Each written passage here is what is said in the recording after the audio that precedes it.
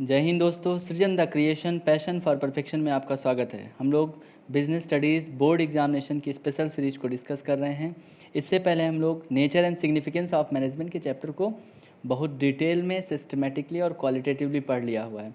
आज हम लोग प्रिंसिपल ऑफ मैनेजमेंट, एक नया चैप्टर है प्रिंसिपल ऑफ मैनेजमेंट, पढ़ने जा रहे हैं।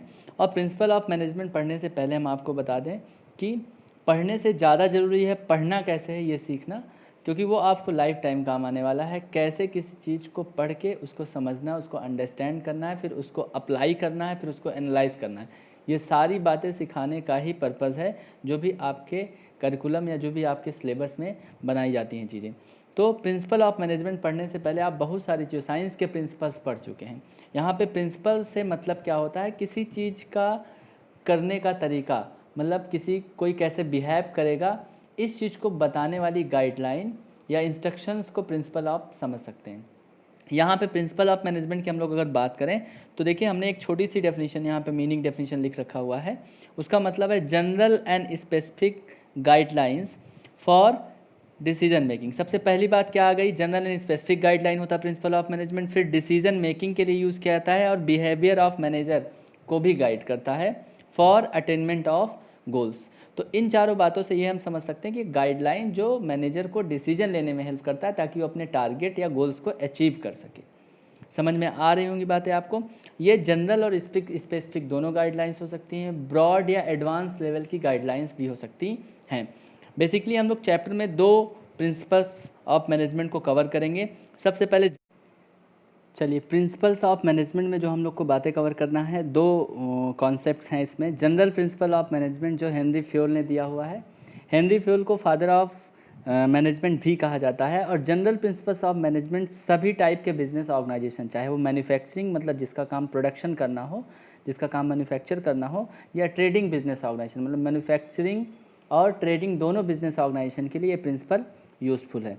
और अगर हम दूसरी बात करें जनरल प्रिंसिपल ऑफ मैनेजमेंट के बाद, अगर scientific principle of management FW Taylor ने दिया हुआ है, ये सुटेबल ज़्यादा मोस्टली ये इंडस्ट्रीज़ के लिए या मैन्युफैक्चरिंग इंडस्ट्रीज़ के लिए, जहाँ पे मैन्युफैक्चरिंग का काम या प्रोडक्शन का काम होता है, उसके लिए ज़्यादा सुटेबल है।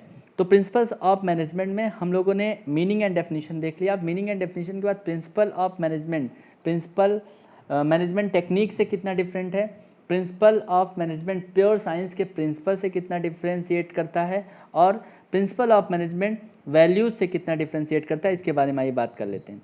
चलिए, सबसे पहले अगर हम बात करें कि प्रिंसिपल्स मैनेजमेंट के जो प्रिंसिपल्स हैं वो क्या है, गाइडलाइंस फॉर एक्शंस हैं। और मैनेजमेंट के प्रिंसिपल्स की अगर हम बात करें ज़्यादा फ्लेक्सिबल हैं। और मैनेजमेंट टेक्निक की अगर बात करें, देखो टेक्निक का मतलब हो जाता है, आप ऐसे इसको समझ सकते हैं, मैनेजमेंट टेक्निक का मतलब ये हो जाता है कि मैनेजमेंट प्रिंसिपल्स को अप्लाई करने के लिए जो मेथड या रूल्स बनाए जाते हैं उसको मैनेजमेंट टेक्निक्स कहा जाता है, या वेज या methods for applying management principles. तो अगर इसकी बात करें, मैनेजमेंट टेक्निक्स आर मेथड्स, यहाँ पे लिखा हुआ है मेथड्स और procedure which involve series of steps perform to accomplish goal. किसी भी गोल को एकम्प्लिश या फुलफिल करने के लिए जो मेथड्स, प्रोसीजर या सीरीज ऑफ स्टेप्स इन्वॉल्व होता है उसे मैनेजमेंट टेक्निक कहा जाता है। एक तरह से सब पार्ट होता है किसका, मैनेजमेंट प्रिंसिपल्स का।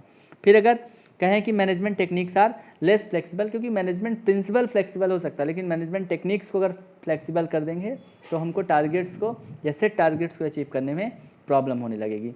फिर हम लोग बात कर लें मैनेजमेंट प्रिंसिपल वैल्यूज से कितना डिफरेंट है। देखो, वैल्यूज़ का मतलब होता है, वैल्यू का मतलब होता है मोरालिटी से थोड़ा सा, क्योंकि कहते हैं कि क्या वैल्यूज़ हैं, क्या मोरल है।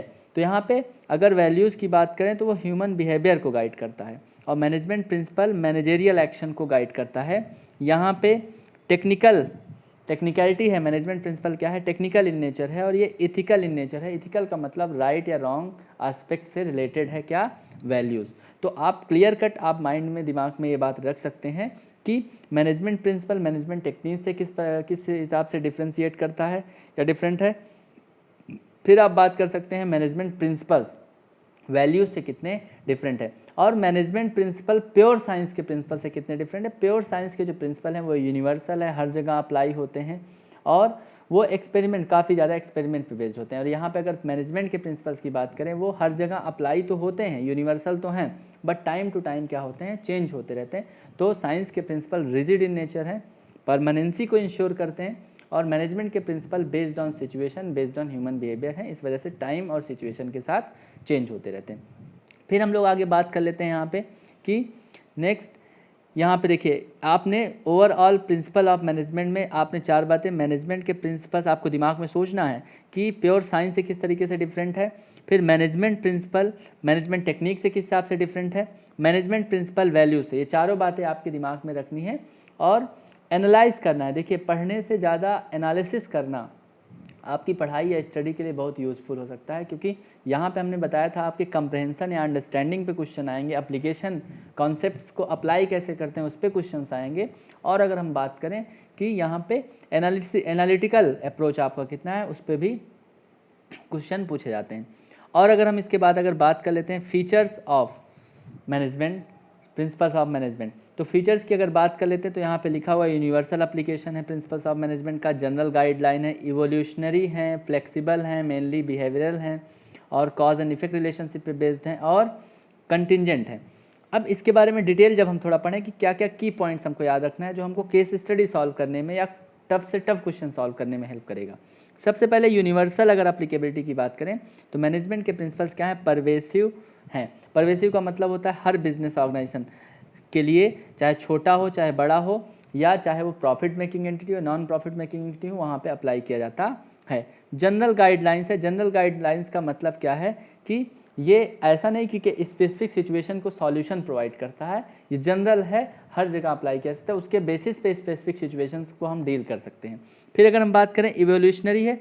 इवोल्यूशनरी का मतलब यह है कि एक ही अचानक नहीं डेवलप किया गया है, धीरे धीरे चीज़ों को ऑब्जर्व करके, यहाँ पे लिखा हुआ है not developed overnight, involve in deep observation and repeated experiment. Bar bar experiment करके काफ़ी टाइम से इस चीज़ को देखते हुए कोई चीज़ ऑब्जर्व की गई, एक्सपेरिमेंट की गई, उसके बाद अगर कोई चीज़ डेवलप की जाती है तो उसको इवोल्यूशनरी इन नेचर कहा जाता है। फ्लेक्सिबिलिटी है, मतलब टाइम और सिचुएशन के साथ चेंज होते रहते हैं क्योंकि ह्यूमन बिहेवियर पे बेस्ड है।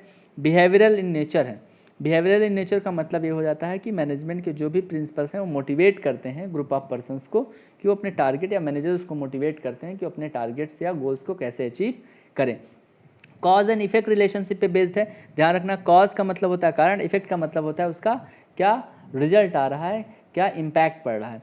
तो प्रिंसिपल्स जो भी हैं वो एंटिसिपेट करते हैं, जो भी प्रिंसिपल्स अप्लाई किए जाते हैं वो एंटिसिपेट करते हैं, मतलब एस्टिमेशन करते हैं, अनुमान लगाते हैं कि उसका क्या रिजल्ट होगा। तो किसी चीज़ को क्यों अप्लाई किया जा रहा है और अप्लाई करने से उसका क्या रिजल्ट होगा, इन दोनों चीज़ को कंसीडर करते हुए मैनेजमेंट के प्रिंसिपल डेवलप किए गए हैं।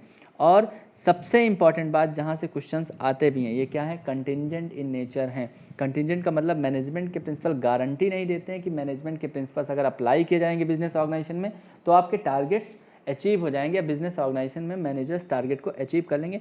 इस बात की 100% गारंटी नहीं देते हैं। मतलब यहाँ पे क्या है, पॉसिबिलिटी होती है कि अगर जनरल प्रिंसिपल्स ऑफ मैनेजमेंट को अप्लाई किया जाता है तो सक्सेस की गारंटी या टारगेट या गोल्स को अचीव करने की गारंटी होती है। तो ये हमारे कुछ features of principles of management हो गए। अब अगर हम लोग बात करें कि इस पे केस स्टडी कैसे आता है, ये केस स्टडी देखिए सॉल्व करके देखते हैं हम लोग। लिखा है केस स्टडी, आइए पढ़ते हैं। Ram is the class 12th commerce student in a reputed school in Punjab. Mohan is, कह रहा Mohan is his Elder brother who is doing his masters in hospital administration from Delhi after completing his BSc course during vacations when Mohan comes home, Ram shows him the business studies project that he is preparing on the topic principle of management. Mohan tells him that these principles are also a part of MBA course curriculum at the beginners level as they form the core of management in practice.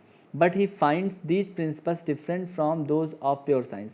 In context of above case, number 1, outline the features of management highlighted above.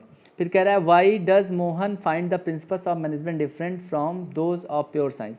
How management principles are formed? इन तीनों बातों का सबसे पहले पहली बात का outline the features of management. Features of management यहाँ पे क्या परवेसिव है, हर जगह अप्लाई किया जाएगा, इसलिए यहाँ पे मैनेजमेंट के प्रिंसिपल्स क्या हैं, परवेसिव हैं। फिर अगर हम लोग बात करें क्यों मैनेजमेंट के प्रिंसिपल्स प्योर साइंस के प्रिंसिपल से डिफरेंट डिफरेंट है। आप खुद इसका आंसर कर सकते हैं, क्योंकि प्योर साइंस के प्रिंसिपल नेचुरल फिनोमिनान पे बेस्ड है और मैनेजमेंट के प्रिंसिपल ह्यूमन बिहेवियर पे बेस्ड है। नेचुरल फिनोमिनान परमानेंट नेचर के होते हैं, यूनिवर्सल वैलिडिटी को रखते हैं और जनरली चेंज नहीं होते हैं। लेकिन अगर मैनेजमेंट के प्रिंसिपल की बात करो, ह्यूमन बिहेवियर पे बेस्ड है। ह्यूमन बिहेवियर मोस्ट मिस्टेरियस होता है। मोस्ट मिस्टेरियस का मतलब है कि वो हमेशा टाइम और सिचुएशन के साथ चेंज होता रहता है, इसलिए मैनेजमेंट के प्रिंसिपल भी चेंज होते रहते हैं। फिर यहाँ पे अगर हम बात करें तो अगर लिखने के पॉइंट ऑफ व्यू देखा था तो रिजिड है, प्योर साइंस के प्रिंसिपल रिजिड है और मैनेजमेंट के प्रिंसिपल रिजिड नहीं है। अब है how management principles are formed. देखिए हमने बताया कि ये इवोल्यूशनरी इन नेचर है। इवोल्यूशनरी का मतलब हमने बताया कि ऑब्जर्वेशन और experiment, repeated observation and experiment के बेसिस पे मैनेजमेंट के प्रिंसिपल्स आउटलाइन किए जाते हैं, ना कि रातों रात तैयार ओवरनाइट तैयार किए जाते हैं। तो इन तीनों क्वेश्चंस के केस स्टडी के क्वेश्चंस का आंसर आप आसानी से कर पा रहे हैं अगर कॉन्सेप्ट्स को आसानी से आप समझ चुके होंगे और पूरे वीडियो को देखे होंगे तो। ठीक है, इस तरीके से हम लोग सारे कॉन्सेप्ट्स को अच्छे से कवर करते हैं। तो आप चीज़ों को सिस्टमेटिकली देखिए, कोई चीज़ छूटने ना पाए और अपनी प्रिपरेशन को बेस्ट लेवल की इंश्योर करते रहिए। ज़्यादा से ज़्यादा चैनल को प्रमोट करिए, वीडियोस को शेयर करिए, लाइक करिए, कमेंट करिए। Thank you.